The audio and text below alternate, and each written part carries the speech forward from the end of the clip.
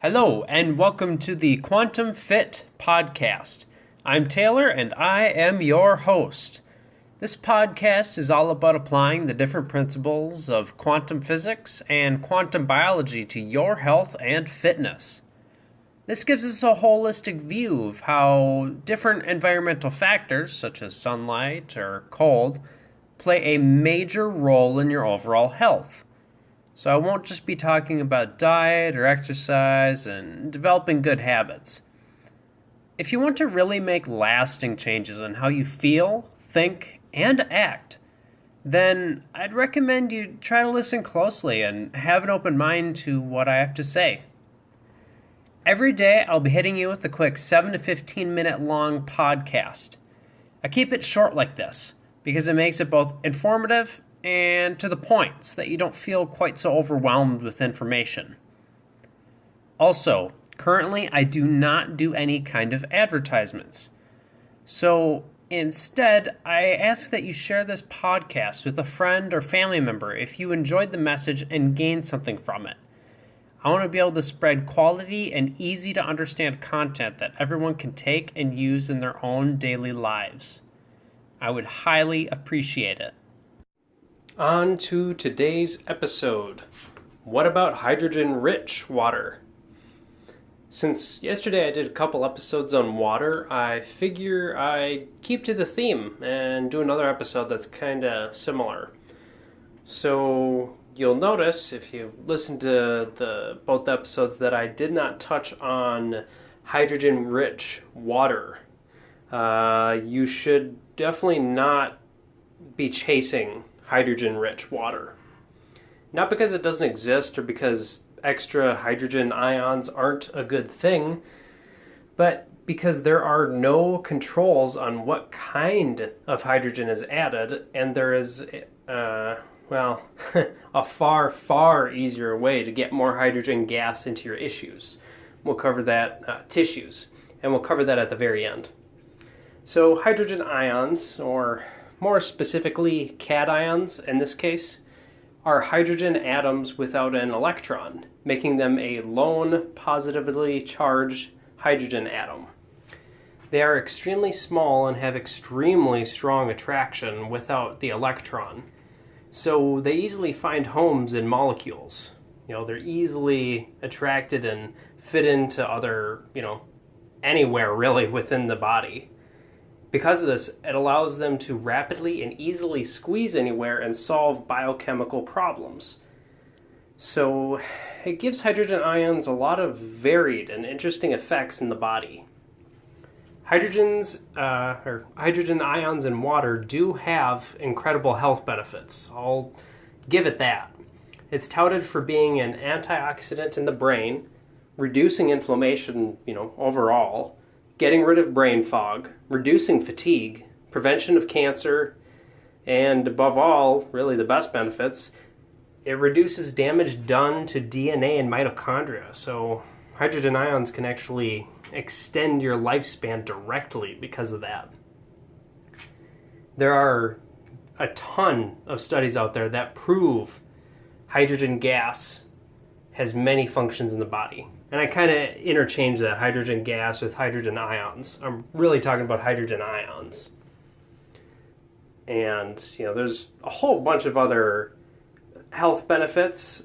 I mean, I don't know, realistically, hydrogen ions play a factor in probably most reactions that happen in the body, if I had to guess. I know it plays, it's part of the mitochondria when they're creating energy. Hydrogen ions play a role in there. So, if you don't have enough, you're going to have energy deficiencies all around. So you need to have them.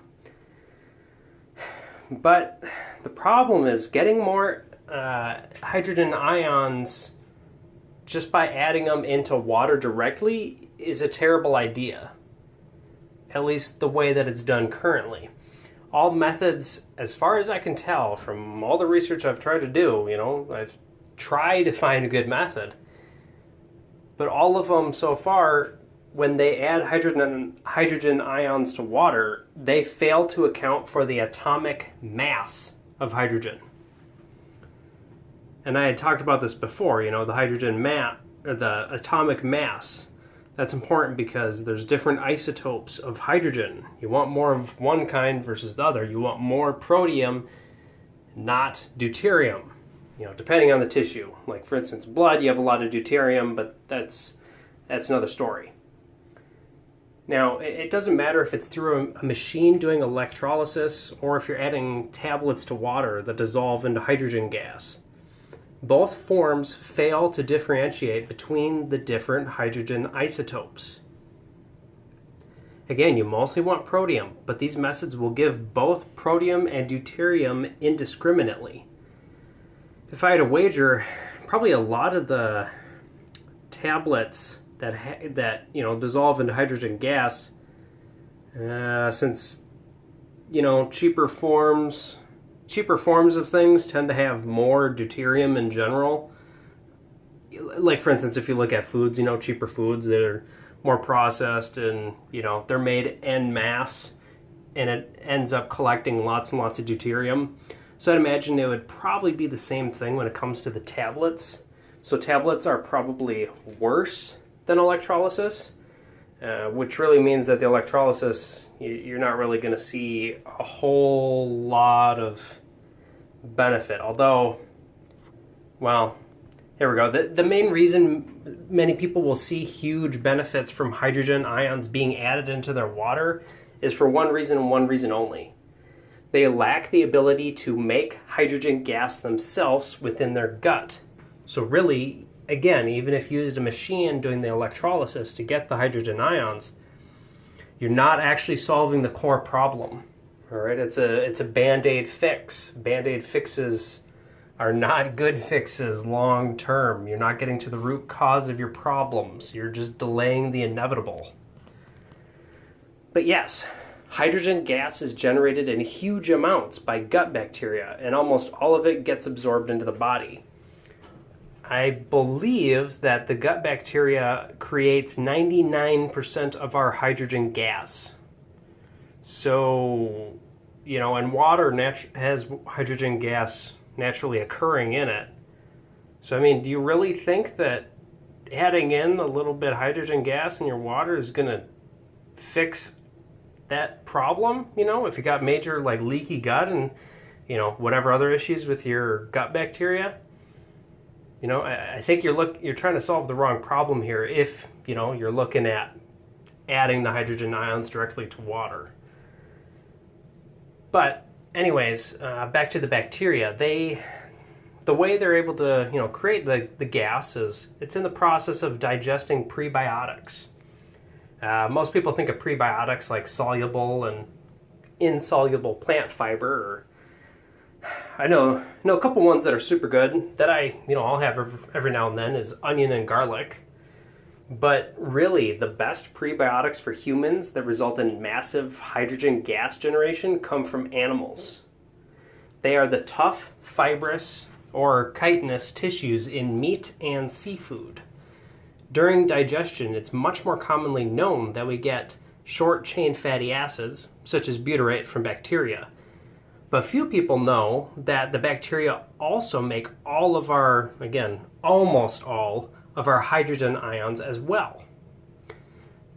But bacteria can only do this, assuming there is, you're getting enough, literal light in your body. Go back to episode 1 if you don't know what I mean.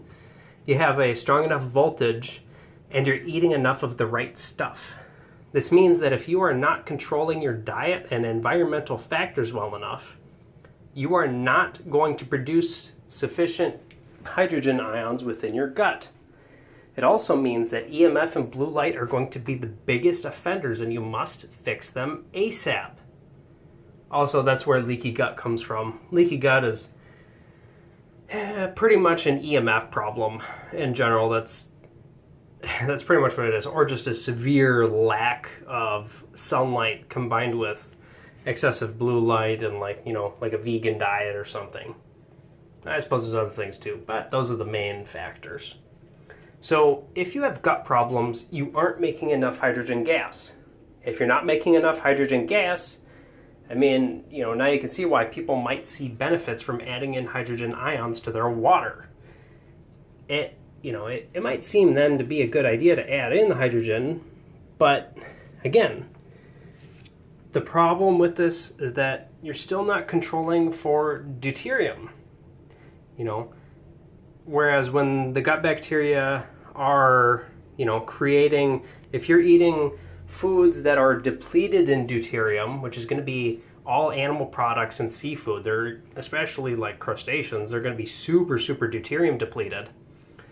The hydrogen gas that your bacteria will make comes from those foods, so they're also going to be deuterium depleted. Most of the hydrogen ions are going to be protium, not deuterium. Protium, the stuff you want.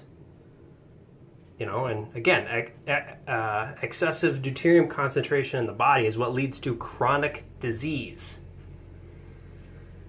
So the overall takeaway or message of this podcast episode really is, do not focus on, don't chase hydrogen-rich water. All right, it can be good if the water is deuterium depleted and it's rich in, hydrogen ions. Go for it.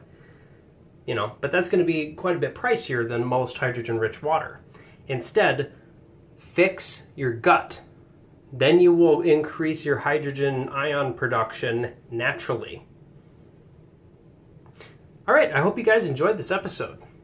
If you have any questions or comments, find me on Instagram @RealQuantumFit, the Quantum Fit Facebook page, my personal Facebook page at Taylor Kelson, or through a voice message across the Anchor app if you listen to me on there.